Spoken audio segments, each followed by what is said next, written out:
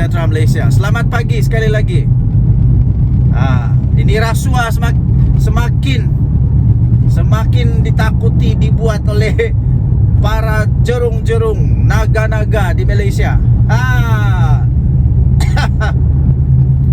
Tinggalkan komen Anda. Apa pendapat Anda tentang rasuah di Malaysia sekarang? Makin menurun atau makin bagus, makin teruk, atau sekarang rakyat Malaysia sudah mulai diberi kesedaran lah supaya jangan makan rasuah, haram, masuk neraka. Masuk neraka. Kalau kamu mau masuk neraka, pergilah makan rasuah. Bukan kamu saja makan rasuah masuk neraka. Orang yang makan rasuah itu lagi kesian, tidak tahu apa-apa, terhimpit, terhampit. Orang Sabah bilang terhampit, terikut-ikut, secara tidak sengaja terikut-ikut lah makan duit rasuah. Aduh, kesian. Kalau anak-anak istri pula makan, lagi kesian. Okey, baik tuan dan puan-puan, tinggalkan komen Anda. Tapi saya ada satu soalan juga. Kenapa sekarang ini barulah macam seolah-olah ada kejayaan di dalam memerangi rasuah? Setelah Datuk Seri Anwar Ibrahim jadi Perdana Menteri, barulah ada nampak seolah-olah ada harapan, sinar harapan bahawa negara Malaysia dalam satu kejayaan, dalam perjalanan kejayaan mengalahkan rasuah yang teruk, yang buruk, merosak negara ini. Kenapa dulu-dulu tidak pula ada begini? Buktinya sekarang banyak rasuah yang bocor. Antaranya yang paling hangat di pasaran ini, yang berkaitan sekarang ini, MBI ini. Walaui, ini lagi yang serbuan rumah-rumah, siapa ada berjuta-juta duit di dalam rumah. Woi. Kenapa Datuk Seri Anwar Ibrahim punya pemerintahan ataupun dia punya kepimpinan barulah keluar semua ni? Dulu-dulu tak keluar pun. Jadi siapakah orang yang di sebalik dalang itu? Kita tunggu. Sebab Azam Baki, Pesuruhjaya SPRM kata, siapa saja boleh menjadi dalang dia. Tapi yang pasti dengar-dengar kata, dengar-dengar ada ahli politik yang mungkin terlibat. Ada ahli politik yang mungkin terlibat. Siapa dia?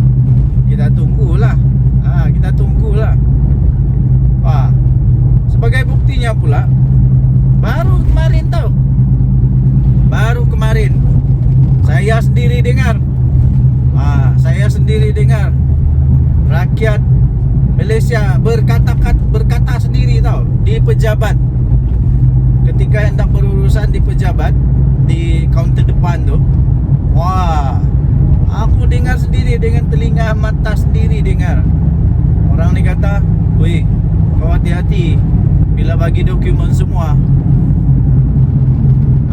Pastikan ianya adalah sahih. Pastikan ianya adalah sahih, adalah benar, lengkap dan betul-betul genuine. Semua klaim-klaim tu genuine. Nanti SPRM datang dia kata, itulah bukti dia. Itulah bukti dia bahawa memang sudah ada kesedaran. Sudah ada kesedaran. Kenapa dulu saya tidak pernah dengar begini ya? Kalau dulu, masalah, banyak masalah. Sekarang semua masalah dapat ditangani dengan baik. Siapa Perdana Menteri sekarang? Cubalah type sikit komen kamu. Siapa Perdana Menteri sekarang? Sila nyatakan jawapan anda. Tahniahlah diucapkan kepada Datuk Seri Anwar Ibrahim, Perdana Menteri Malaysia. Ini dia. Jadi ini bukti dia lah. Tidak ada harapan lagi untuk Muhyiddin Yassin. Tidak ada harapan lagi untuk Perikatan Nasional. Langsung tidak ada harapan lagi untuk merampas kuasa daripada daripada PHBN nih. Daripada Kerajaan Madani. Okay, so kita jumpa lagi. Bye-bye. Salam sejahtera Malaysia. Selamat pagi tuan-tuan dan puan-puan yang dihormati sekalian. Gembira hati dapat balik kampung, tengok anak, tengok isteri, paling seronok. Okey, jadi kemarin juga kita telah mendengar pembentangan belanjawan 2025 daripada Perdana Menteri Datuk Seri Anwar Ibrahim. Ramai yang tidak menjangka bahawa belanjawan kali ini adalah antara belanjawan terbaik dalam sejarah negara Malaysia. Jadi tertutuplah mulut-mulut para peragu, yang ragu-ragu, selalu kata kerajaan ini kerajaan yang kejam. Mana yang kejamnya? Mana kejamnya? Kali ini betul-betul geng-geng walaun tertutup mulut. Mana yang kejamnya? Aku hairan bila kata kerajaan kali ini kerajaan yang kejam. Kerajaan yang kejam, macam-macam lah dikata. Tapi semua itu sebenarnya hanya bersifat mainan politik. Bila pemimpin dia diheret ke mahkamah sebab ada dakwaan salah guna kuasa, ada dakwaan penyelewengan. Bila pemimpin dia kena heret ke mahkamah kerana menghina institusi diraja yang memang berfakta, siapa ada bukti video katalah kerajaan ni kejam lah, tak berperiksa, macam-macam lah. Dengan belanjawan kemarin ya, yang telah disampaikan oleh Yang Amat Berhormat Perdana Menteri Malaysia, maka dengan ini tertutuplah harapan untuk walaun dan geng-geng walaun untuk mau menumbangkan Datuk Seri Anwar Ibrahim. Tertutup sudah harapan, langsung tiada harapan lagi. Apa tidak? Semua belanjawan itu memang mendatangkan manfaat yang besar sangat kepada rakyat.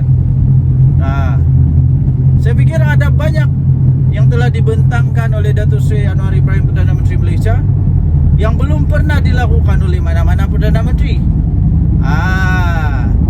Banyak sangat. Jadi para walaun sekalian, tutuplah mulut kamu. Di mana belanjawan yang kamu tidak puas hati lagi? Ada saja mesti tidak puas hati. Macamlah dia bagus sangat. Waktu jadi Perdana Menteri dulu, Muhyiddin Yassin buat apa? Waktu jadi kerajaan dulu, Perikatan Nasional buat apa? Apa sumbangannya kepada negara? Waktu dulu Perikatan Nasional memerintah, hutang negara makin bertambah kah atau makin berkurang? Bila Datuk Seri Anwar Ibrahim ambil alih jadi Perdana Menteri, terkejut juga Den. Begini banyak hutang negara. Siapa Perdana Menteri waktu tu? Terkejut juga Den. Begini masalah negara, banyaknya penyelewengan, sampai ada menantu melarikan diri keluar negara pula tu. Mana yang bagus sangat tu? Ini belum lagi. Kejap lagi kita akan bongkar satu rahsia lagi yang betul-betul luar biasa ya. So, keep in touch. Orang kata keep in touch, jangan kemana-mana. Okey, baik. Kerana itu ya, tuan-tuan dan puan, anda boleh tinggalkan komen anda. Apa yang anda paling suka? Apa yang anda paling suka dengan belanjawan 2025? Apa yang anda paling suka dengan belanjawan 2025? Bagi saya secara pribadi, semua belanjawan itu saya suka. Ditambah lagi apabila Datuk Seri Anwar Ibrahim punya ucapan itu, dia sebut lagi nama-nama rakyat Malaysia yang maharin, yang biasa-biasa, pelajar biasa, yang dia sebut, yang telah mengharumkan nama negara. Itu menunjukkan rasa apa? Rasa menghargai dia kepada rakyat maharin. Inilah dia. Okey, so apa belanjawan yang anda suka? Apa isi belanjawan yang anda suka ya? Sila tinggalkan komen anda. Denyut nadi suara rakyat bergema di channel ini.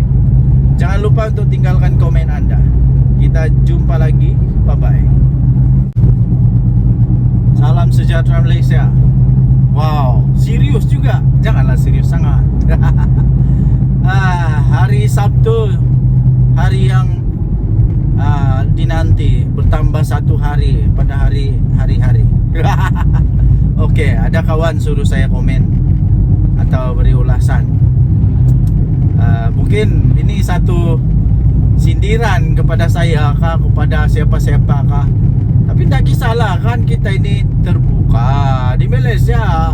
Takut apanya? Kita tenang saja. Lagipun apapun terjadi kepada politik negara Malaysia, pokok getah saya tetap itu juga. Ndak pun kasih keluar duit tu pokok getah. Perlu dipotong juga, perlu makan nasi, perlu beli beras juga di kedai. Ndak ada kena-mengena pun dengan saya.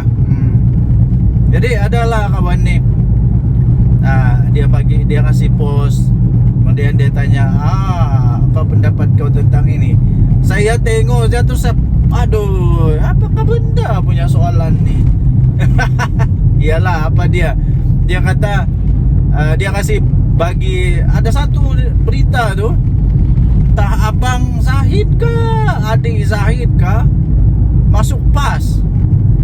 Aku kata, apa kena mengena pula. Jadi dia kata, apa komen kau? Zahid punya saudara sendiri pun boleh tinggalkan Zahid. Aduh, ini betul saya terus bingung ini. Apa kena mengena? Tahukah?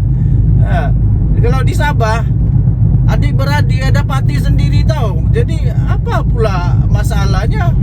Datuk Seri Joseph Pairin Kitingan dengan Tan Sri Jeffrey Kitingan, Datuk Sri dua-dualah, nampalah Jeffrey dengan Pairin. Jeffrey Kitingan dengan Pairin Kitingan, dua-dua berbeza parti tahu. Satu Star, satu lagi PBS. Bertanding pula tu, berlawan. Tapi di rumah tetap minum kopi sama-sama. Habis kenapa? Apa bendanya? Itu orang-orang besar tahu di dalam parti. Orang besar di dalam parti. Yang saya mau tanya nih, adik kah, abang Zahid kah, saya pun tak tahulah. Tapi apa pangkat dia di UMNO? Kenapa pula membawa masalah kepada UMNO? Bawalah semua, bawalah. Siapa lagi kamu mau bawa? Bawalah masuk PAS semua. Bawalah masuk PAS semua. Aku betul-betul heran. Kenapa lah kalau dia masuk PAS? Apa kena mengena pula? Bubar ke UMNO kalau dia masuk PAS? Adai. Heran. Apa kena mengena? Cuba kamu pikir sikit apa kena mengena dengan UMNO? Dia bukan presiden UMNO. MP lah, tidak. Dia apa? Adun? Ndak juga. Ndak ada apa-apa tahu. Ndak ada apa-apa signifikan pun kepada PAS. Kepada UMNO. Ya. PAS pun ndak ada apa-apa signifikan. Ndak ada pun kelebihan kepada PAS. Kalau kamu mau kasih tanding, dia kasih tanding je lah. Dah kisahlah. Okey, kita isi minyak dulu. Tenang-tenang kamu. Kita mesti isi minyak dulu. Nanti kita kehabisan minyak, mati kita di tengah jalan. Kita isi minyak dulu. Kamu tenang-tenang, aku isi minyak dulu.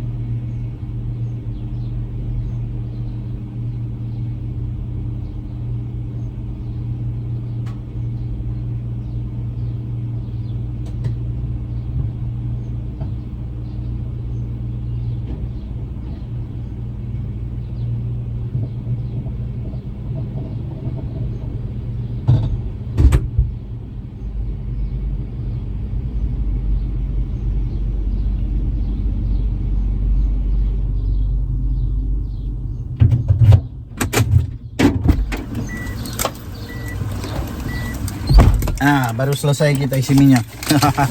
Segalanya berjalan lancar. Oke, pakai dulu tali pinggang keselamatan, baru kita teruskan. Oke, kita teruskan. Oke. Oh, Tuhan jaga langkah saya, Tuhan menjaga perjalanan saya, berkati semoga semua oke saja. Tuhan menjaga kita semua. Oke, amin. Oke, Tuhan yang menjaga kita semua. Oke, hati-hati memandu. Oke, so tuan-tuan dan puan, sekali lagi, apa kena mengena dengan Amdo? Kita jumpa lagi, bye. Salam sejahtera Malaysia. Selamat pagi tuan-tuan dan puan. Ini ada satu gambar nih, saya sisipkan lah. Saya sisipkan gambar ini, Anda lihat. Saya tidak tahu gambar ini kena edit kah? Gambar ini gambar tahun zaman Firaun kah? Entah zaman bila lagi. Zaman dulu lagi mungkin. Masih zaman Flintstone mungkin. Yang ditunjuk semula kah? Atau ini gambar tiada kena mengena dengan politik? Mungkin hanya gambar makan malam kah, tiba-tiba diedit jadi begitu. Tapi ada kawan lah suruh saya komen sedikit, ulas sedikit tentang gambar ini. Apa pendapat saya tentang gambar ini? Setuju kah tidak? Dan apa di hati saya tentang gambar ini? Pertama sekali, itulah saya kata tadi, saya tidak pasti gambar ini gambar apa, tentang apa, diedit ke tidak. Tapi saya anggap sejak gambar ini gambar yang genuine. Katakanlah pas mau bergabung dengan JRS, saya tidak setuju. Kenapa saya tidak setuju? Banyak alasannya. Kenapa? Saya pikir PAS tidak akan membawa sebarang impak, sebarang signifikan, sebarang kekuatan tambahan kepada JRS. Tidak akan membawa sebarang impak atau kekuatan kepada JRS. Yang saya nampak, ini akan menyebabkan JRS lebih dalam bahaya. Lebih dalam bahaya. Ingat, di Sabah sentimen politik dia tidak sama dengan sentimen politik di Semenanjung. Tidak sama. Di Sabah, sentimen politik di Sabah lebih bebas. Pikirannya lebih bebas. Lebih bebas maksudnya kita ini di Sabah, kita tidak politik berdasarkan kaum lagi, tidak. Berdasarkan agama, tidak. Politik di Sabah berdasarkan kepada lebih terbuka sekarang ini, ya, lebih terbuka. Jadi tuan-tuan dan puan, saya pikir kalau PAS bergabung dengan JRS, bukan akan menguatkan JRS, malah kemungkinan besar akan melemahkan JRS. Kenapa JRS mau gabung dengan PAS? Sedangkan parti-parti Semenanjung sendiri menolak PAS. Lagi satu, itulah. Lagi satu, di Sabah, dia punya sentimen politik di Sabah semakin lebih kepada kesadaran kepada kekitaan. Maksud kekitaan itu ialah orang-orang Sabah sekarang, dia mau kalau yang dapat memerintah di negeri Sabah ini parti dari Sabah sendiri. Parti dari Sabah sendiri.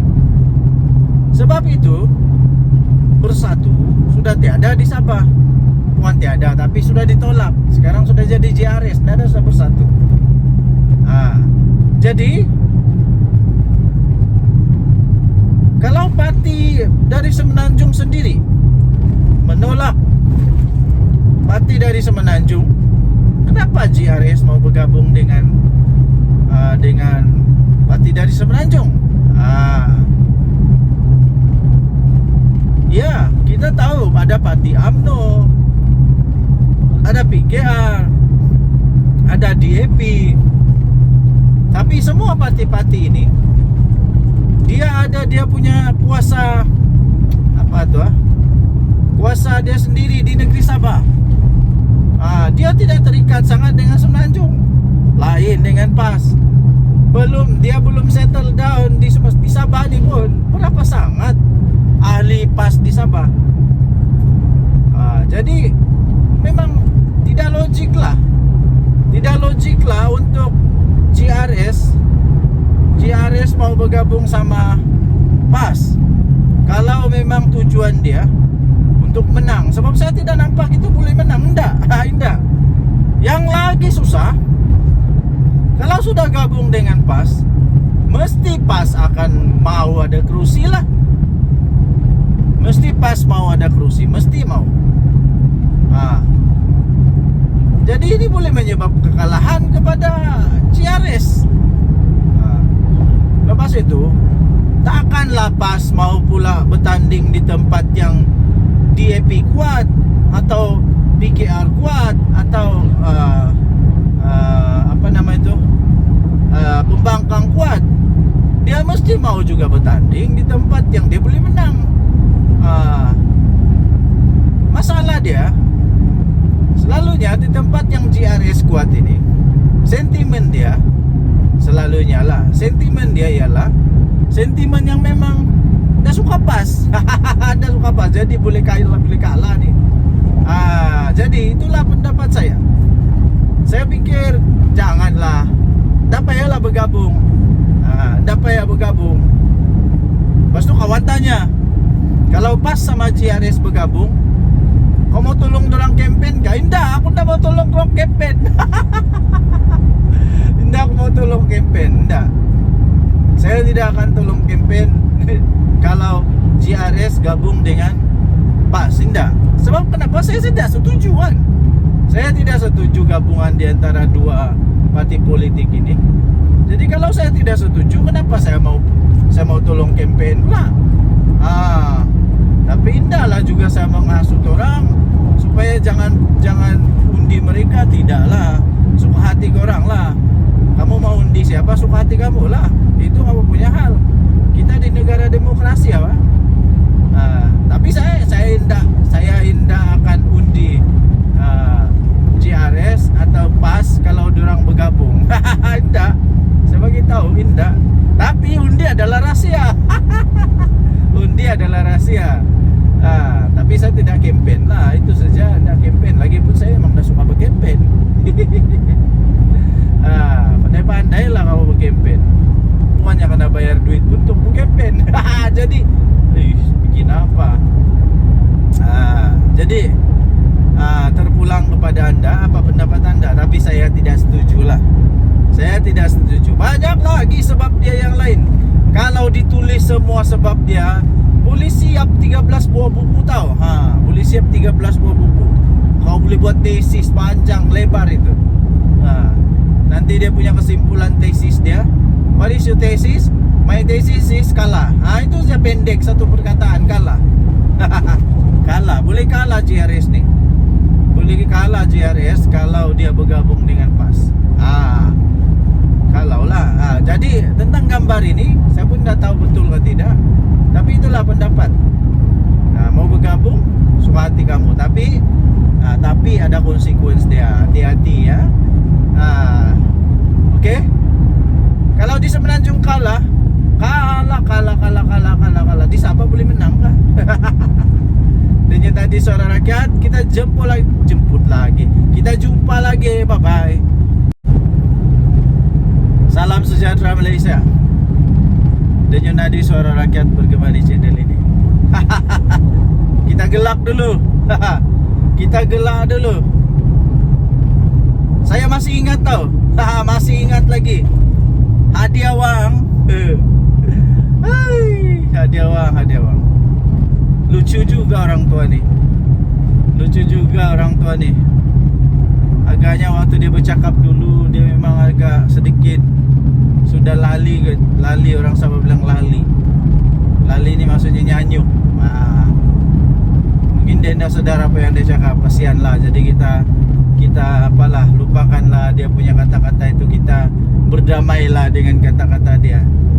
Cuma saja saya ingat dulu dia kata kerajaan ini, kerajaan Madani lah, kerajaan perpaduan ini lah, bila-bila masa saja akan tumbang. Bila-bila masa saja akan tumbang. Oh, Perikatan Nasional lah itu benar mau naik balik. Apa yang terjadi ya tuan-tuan dan puan yang dihormati sekalian? Apa yang terjadi? Ini kemarin Perdana Menteri Datuk Seri Anwar Ibrahim mengumumkan membentangkan belanjawan untuk kali ketiganya. Sudah 3 kali ini Tok Adi. Sudah 3 kali Datuk Seri Anwar Ibrahim membentangkan belanjawan. Aduh. Tapi belum lah. Sampai sekarang belum tumbang-tumbang pun. Yang tumbang bersatu, yang tumbang pas. Yang tumbang bersatu, yang tumbang pas. Aduh. Satu-satu tempat pas boleh tumbang. Di pilihan raya kecil. Bersatu pun tak pernah menang lagi. Belum pernah menang. Satu-satu tumbang nih. Satu tumbang.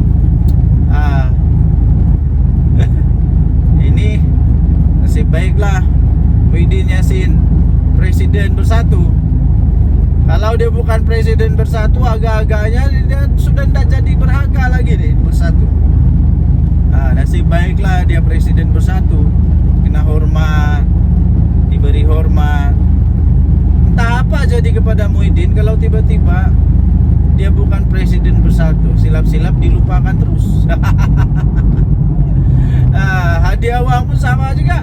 Aduh.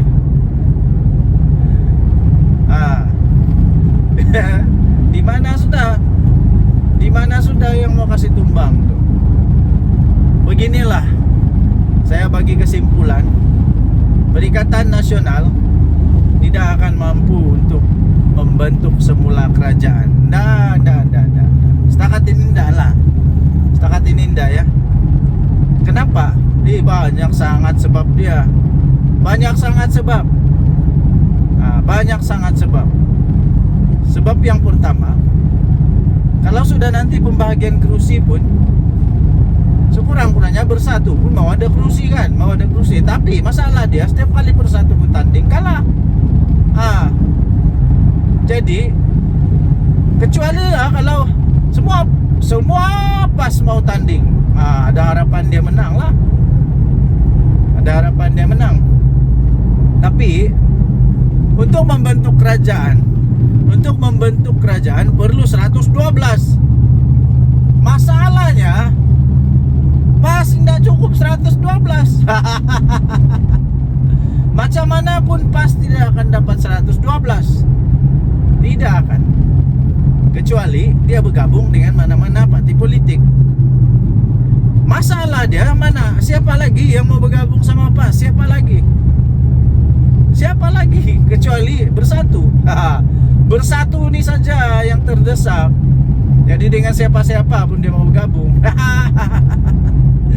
Tapi parti lain yang masih bijak, yang masih kuat, yang masih punya rasional, yang masih punya keyakinan untuk menang, yang tiada masalah, parti yang tidak payah kasih selamat dia punya presiden, tidak payah kasih selamat dia punya setiausaha kah, menantu kah. Tidak akan mau bergabung sama PAS. Jadi Bersatu saja yang mau gabung sama PAS ini. Gerakan mau gabung sama PAS. Yang lain-lain siapa mau gabung sama PAS? Siapa? Gerakan tak payah cakap lah, bukan kuat pada pun. Mau dapat 2 kursi pun susah. Jadi itu hanya apa, tolong-tolong je lah, tolong-tolong. Tolong-tolong. Jadi takkanlah PKR mau gabung sama PAS. Takkan di happy lagi. Sudah pernah gabung dulu, ndak berjaya. Ndak berjaya. Jadi sudah sudah jerak. Sudah jerak, ndak lagi mau bergabung sama PAS. Dan saya pun tidak setuju kalau ada parti politik yang tidak sehaluan dengan PAS coba-coba untuk mau bergabung sama PAS hanya dengan tujuan apa, kepentingan pribadi dan kepentingan politik saja, bukan untuk kepentingan negara Malaysia, tapi ya menyusahkan, merosakkan saja. Biar gak PAS lah. Kalau PAS betul-betul kuat, pergilah bertanding sendiri. Tapi tidak akan lah. Jadi kerana itu memang kemungkinan untuk Perikatan Nasional,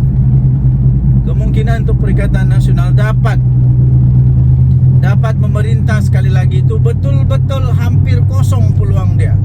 Peratusan dia memang hampir kosong. Tidak mustahil, tapi hampir mustahil. Menghampiri mustahil lah. Mungkin lebih mudah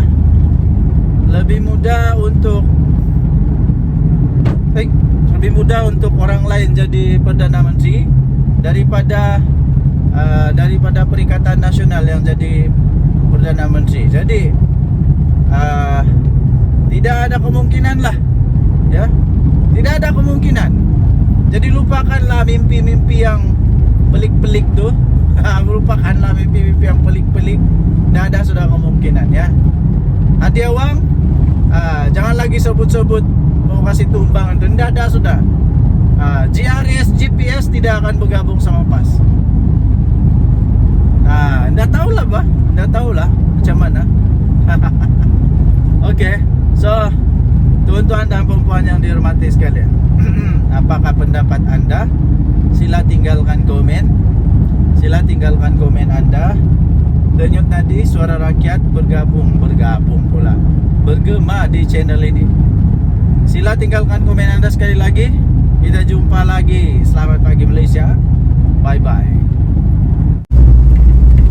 Salam sejahtera Malaysia. Selamat pagi tuan-tuan dan puan-puan yang dihormati sekalian. Gembira hati dapat balik kampung, tengok anak, tengok isteri, paling seronok. Oke, jadi kemarin juga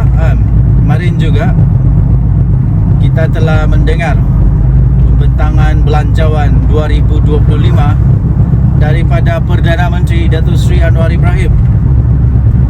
Ramai yang tidak menjangka bahawa belanjawan kali ini adalah antara belanjawan terbaik dalam sejarah negara Malaysia. Jadi tertutuplah mulut-mulut para peragu, yang ragu-ragu, selalu kata kerajaan ini kerajaan yang kejam. Mana yang kejamnya? Kali ini betul-betul geng-geng walaun tertutup mulut. Mana yang kejamnya?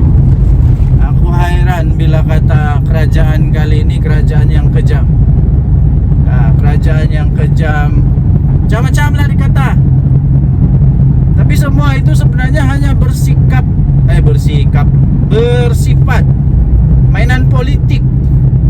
Bila pemimpin dia diheret ke mahkamah sebab ada dakwaan salah guna kuasa, ada dakwaan penyelewengan.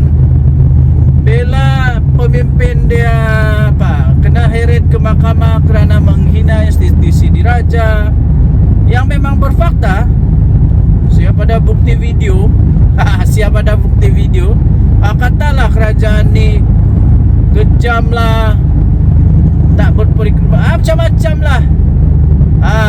Dengan belanjawan kemarin ya, yang telah disampaikan oleh Yang Amat Berhormat Perdana Menteri Malaysia, maka dengan ini tertutuplah harapan untuk walaun dan geng-geng walaun untuk mau menumbangkan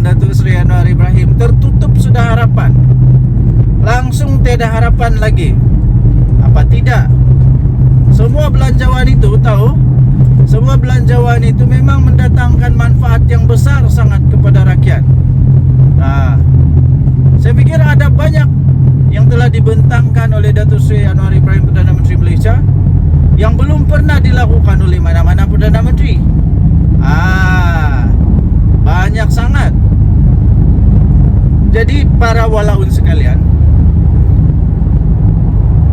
tertutuplah mulut kamu. Di mana belanjawan yang kamu tidak puas hati lagi? Ada saja mesti tidak puas hati. Macamlah dia bagus sangat. Macamlah dia bagus sangat. Waktu jadi Perdana Menteri dulu, Muhyiddin Yassin buat apa? Muhyiddin Yassin buat apa? Waktu jadi kerajaan dulu, Perikatan Nasional buat apa? Apa sumbangannya kepada negara? Waktu dulu Perikatan Nasional memerintah, hutang negara makin bertambah kah atau makin berkurang? Bila Datuk Seri Anwar Ibrahim ambil alih jadi Perdana Menteri, terkejut juga Den. Terkejut juga Den. Oh, begini banyak hutang negara. Begini banyak hutang negara. Siapa Perdana Menteri waktu tu? Terkejut juga Den. Begini masalah negara, banyak yang penyelewengan. Sampai ada menantu melarikan diri keluar negara pula tu. Mana yang bagus sangat tu? Ini belum lagi. Kejap lagi kita akan bongkar satu rahsia lagi. Satu rahsia lagi yang betul-betul luar biasa ya. So, keep in touch. Keep in touch. Orang kata keep in touch. Jangan kemana-mana. Okey, baik. Kerana itu ya, tuan-tuan dan puan, anda boleh tinggalkan komen anda. Apa yang anda paling suka? Apa yang anda paling suka dengan belanjawan 2025? Apa yang anda paling suka dengan belanjawan 2025? Bagi saya secara pribadi, semua belanjawan itu saya suka. Ditambah lagi apabila Datuk Seri Anwar Ibrahim punya ucapan itu, dia sebut lagi nama-nama rakyat Malaysia yang maharin, yang biasa-biasa, pelajar biasa, yang dia sebut, yang telah mengharumkan nama negara. Itu menunjukkan rasa rasa menghargai dia kepada rakyat maharin. Inilah dia. Okey, so apa belanjawan yang anda suka? Apa isi belanjawan yang anda suka ya? Sila tinggalkan komen anda. Denyut nadi suara rakyat bergema di channel ini. Jangan lupa untuk tinggalkan komen anda. Kita jumpa lagi. Bye bye. Okey, salam sejahtera Malaysia. Denyut nadi suara rakyat bergema di channel ini. Okey, pagi ini saya jalan di hutan. Kamu boleh dengar bunyi cengkerik yang bising tu. Memang tempatnya hutan. So saya sengaja pagi ini mengambil ketenangan sedikit. Sambil kita buat satu ulasan tentang apa yang dikatakan oleh seorang ni lah. Dia kata pada zaman PM Anwar ni, dosa kalau jadi kaya. Apa benda yang kau cakap ni pakcik? Pertama sekali saya mau tanya, kau tu maha kaya kah? Yang menjadi kehairanan saya sekarang, sebelum saya ulas, yang menjadi kehairanan saya sekarang ni ya, tuan-tuan dan puan yang dihormati sekalian, adalah orang-orang yang maha kaya tak bising pun. Orang-orang yang maha kaya, orang-orang yang betul-betul kaya ni tak pun bising. Diorang tidak pun rasa terganggu kah, terkacau kah, tidak pun rasa terancam kah. Diorang okey saja dengan apa yang telah dibuat, dirancang oleh polisi kerajaan. Mereka tak bising pun, okey saja. Yang hairan ni orang-orang yang trip-trip kaya.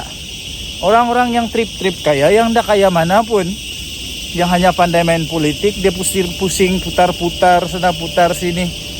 Aku rasa orang kaya yang betul kan, dia hanya ketawa-ketawa saja. Sebab kenapa? Dia ketawa. Sebab dia kata, kami yang kaya ini diam-diam saja. Tidak pun rasa terancam. Kami yang maha kaya nih, yang jutawan, bilion ini, kami diam-diam saja pun. Kami diam-diam saja. Dan kami terima. Kami tak ada masalah. Kami terus boleh jadi kaya. Tapi orang-orang yang trip-trip kaya ini pula, alamak. Ada orang pula yang perasaan kaya, perasaan terjejas. Apakah bendanya? Saya heran betul lah. Lepas itu coba apa sebenarnya tujuan, saya pun tidak tahu lah. Apa sebenarnya tujuan dia mau cakap begitu, saya pun tidak pasti. Tapi saya sisipkan di sini. Saya sisipkan di sini nih. Inilah keratan Akbar yang saya ingin ulas itu. Apa yang mau sebenarnya yang mau dibela nih adalah orang kaya ke orang miskin. Saya pun heran lah.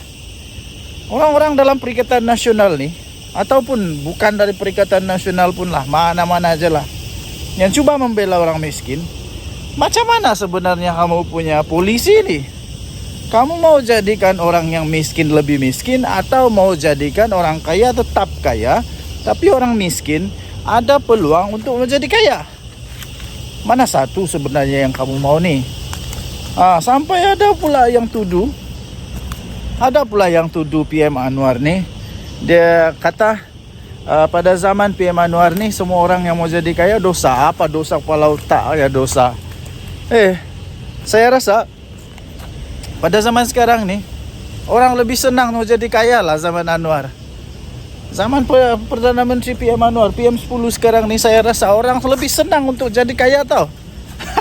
Lebih mudah. Sebab tidak ada lagi monopoli. Tidak ada lagi monopoli, siapa-siapa boleh. Pertama, kedua, tidak ada lagi rasuah. Kalau kau rajin, sungguh-sungguh, kerjanya bagus, itu lebih mudah untuk peluang jadi kaya. Tidak macam dulu-dulu. Kroni saja. Sampai menantu lari ke luar negara. Kenapa? Dulu-dulu semua kroni-kroni saja yang boleh kaya tuh. Ya, kroni-kroni saja yang boleh kaya. Siapa yang ada kroni, yang banyak buat rasuah, boleh jadi kaya cepat. Nah, sekarang tidak ya. Siapa yang berusaha, dia boleh jadi kaya. Jadi tuan-tuan dan puan yang dihormati sekalian, saya tidak setuju langsung apa yang disebut oleh manusia nih. Sebab pada pendapat saya, sekarang ini orang lebih senang untuk menjadi kaya pada zaman PM Anwar. Dan tidak pernah pun Datuk Seri Anwar Ibrahim menghalang orang jadi kaya. Tidak pernah. Cuma saja PM Anwar mau ada keadilan sosial. Mau ada betul-betul yang nama dia adil. Yang betul-betul sumber itu digunakan sebaik mungkin. Itu dia. Bukannya diberikan kepada orang yang tidak patut. Apakah bendanya orang maha kaya nih tiba-tiba mampu juga, dia pun sama dapat seperti orang miskin. Begitulah. Apapun, pikirlah pakai otak. Janganlah pikir pakai lutut pula. Apa pendapat anda? Tinggalkan komen. Bye. Salam sejahtera Malaysia. Selamat pagi tuan-tuan dan puan yang dihormati sekalian. Selagi kita berada di hutan. Akhirnya adalah orang yang berani jawab kepada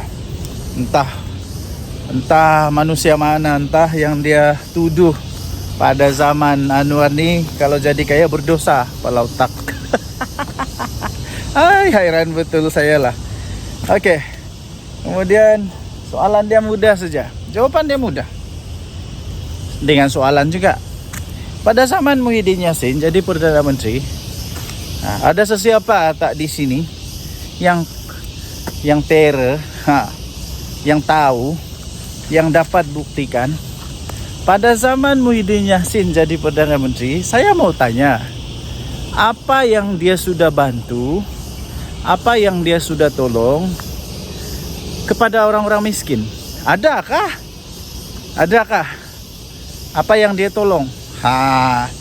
Apa yang dia tolong kepada orang miskin ketika dia jadi Perdana Menteri? Sila senaraikan. Yang dia tolong tahu? Yang dia tolong yang bukan duit rakyat tau. Janganlah cakap dia bagi apa nih KWSP lah, itu duit aku lah, bukan duit kamu. Itu duit kita lah, bukan duit orang. Itu duit rakyat, bukan duit kerajaan pun. Jadi apa yang Muhyiddin ada tolong orang miskin pada waktu dia jadi Perdana Menteri, sila senaraikan. Ini menjawab kepada Reyes, jawab kepada tomahan, tuduhan daripada seorang manusia. Ini dia kata berdosa kalau jadi kaya pada zaman Datuk Seri Anwar Ibrahim. Tapi ada orang teriak-teriak lah. Entah apa dong teriak-teriak. Mungkinkah ada apa harimau kumbang di belakang? Atau beruang? Oke.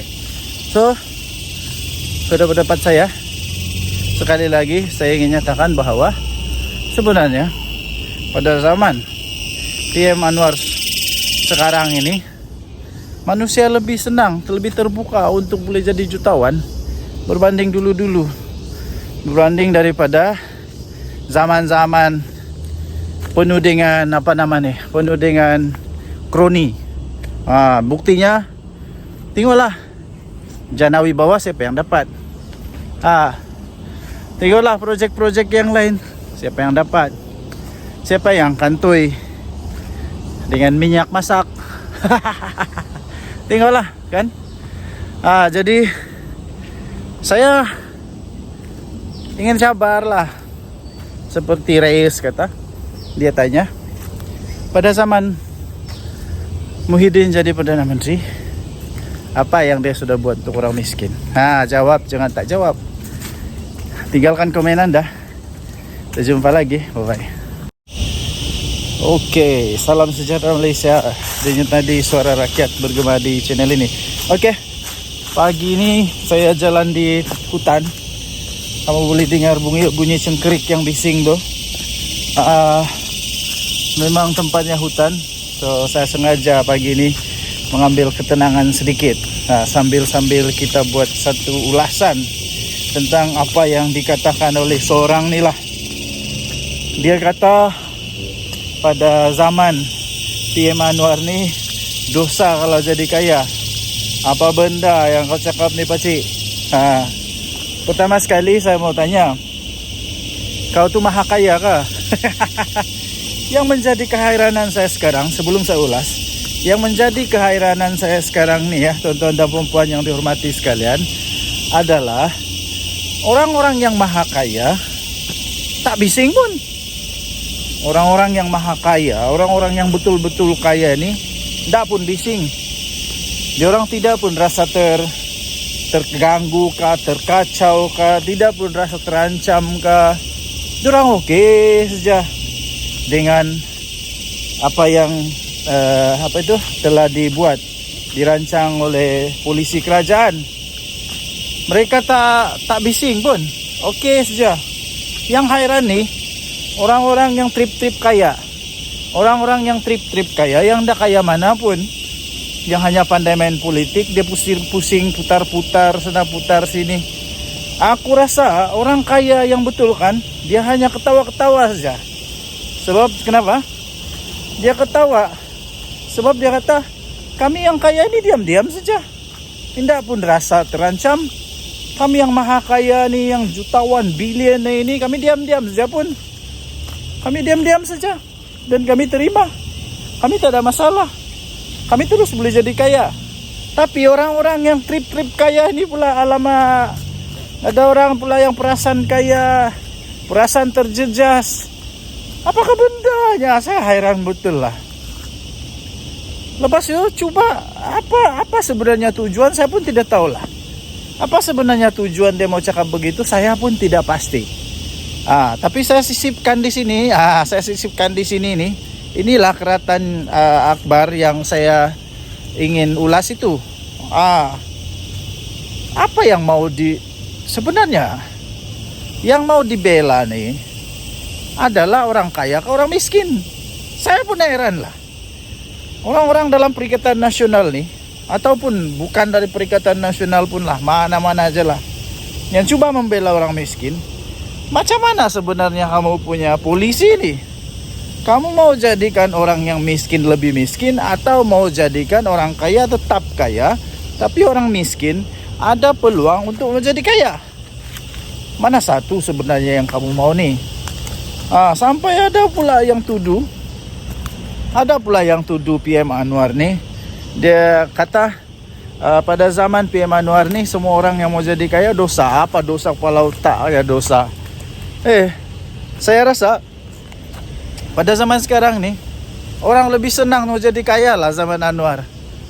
Zaman Perdana Menteri PM Anwar, PM 10 sekarang nih, saya rasa orang lebih senang untuk jadi kaya tau. Lebih mudah. Sebab tidak ada lagi monopoli. Siapa-siapa boleh. Pertama. Kedua, tidak ada lagi rasuah. Kalau kau rajin, sungguh-sungguh, kerjanya bagus, itu lebih mudah untuk peluang jadi kaya. Tidak macam dulu-dulu. Kroni saja. Sampai menantu lari ke luar negara. Kenapa? Dulu-dulu semua kroni-kroni saja yang boleh kaya tau. Ya, kroni-kroni saja yang boleh kaya. Siapa yang ada kroni, yang banyak buat rasuah, boleh jadi kaya cepat. Nah sekarang tidak ya. Siapa yang berusaha, dia boleh jadi kaya. Jadi tuan-tuan dan puan yang dihormati sekalian, saya tidak setuju langsung apa yang disebut oleh manusia nih. Sebab pada pendapat saya, sekarang ini orang lebih senang untuk menjadi kaya pada zaman PM Anwar. Dan tidak pernah pun Datuk Seri Anwar Ibrahim menghalang orang jadi kaya. Tidak pernah. Cuma saja PM Anwar mau ada keadilan sosial, mau ada betul-betul yang nama dia adil, yang betul-betul sumber itu digunakan sebaik mungkin. Itu dia. Bukannya diberikan kepada orang yang tidak patut. Apakah bendanya orang maha kaya nih tiba-tiba mampu juga, dia pun sama dapat seperti orang miskin? Begitulah. Apapun, pikirlah pakai otak. Janganlah pikir pakai lutut pula. Apa pendapat anda? Tinggalkan komen. Bye.